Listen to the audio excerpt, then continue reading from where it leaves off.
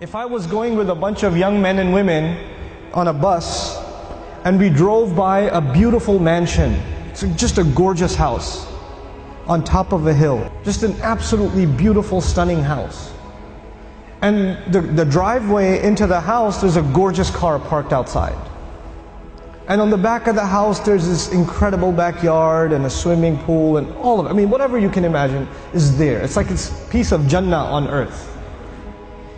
And you see the guy walking into his house. We're driving on this bus and we see this guy walking into his house. And I asked these young men and women, do you think that guy's successful? Do you think he's successful?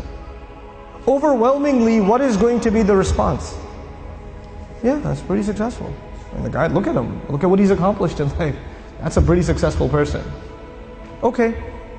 When you take a picture of someone graduating from college, they're shaking hands with the president of the university, they're being handed their diploma, and somebody asks you, you think that's successful?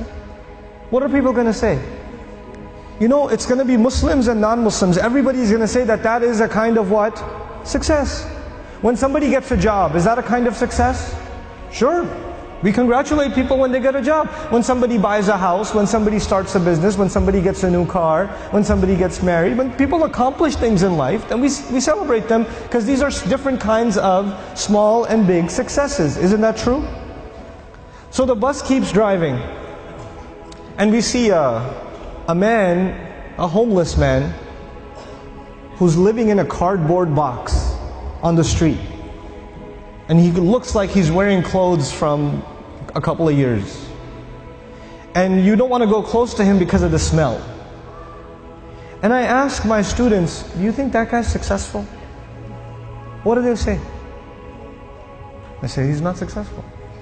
Now imagine if I was riding in this bus, but in this bus there were not Muslim boys and girls, but they were Christian boys and girls, or Jewish boys and girls, or atheist boys and girls, or agnostic boys and girls, or Buddhist boys and girls. And I asked them the same exact question. Do you think their answers would be the same?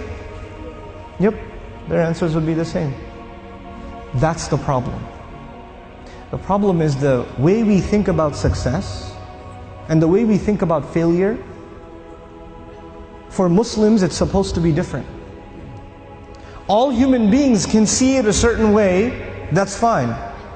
They have the apparent view of success and failure. But us, Muslims, Allah has given us clearer glasses. And once you look at reality through these glasses, you see something other people cannot see. You see something other people cannot see. So when you put those glasses on, then you start thinking about the Book of Allah and you realize that one of the most beautiful, captivating, magnificent homes that was ever built was the castle of Fir'aun. It was one of the most amazing homes ever built. And if our bus was driving by the castle of Fir'aun and he was walking into his house and I asked my Muslim children, is that successful? Is that guy successful? What would their answer be? Fir'aun is not successful. He's one of the worst losers in all of human history. Isn't that the case? What was the second kind of person we ran into? There was one guy walking into a mansion. What was the other guy? It was a homeless guy. Okay. Ibrahim alayhi salam was kicked out of his house. He was told to leave the house. So he's homeless. Well, was he successful? He was. Actually, he's one of the most successful human beings that ever lived.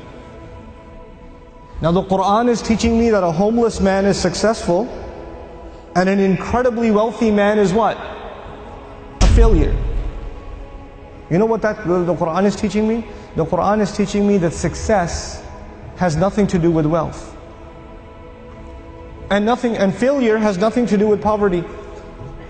Success and failure are different concepts for us than they are for everybody else.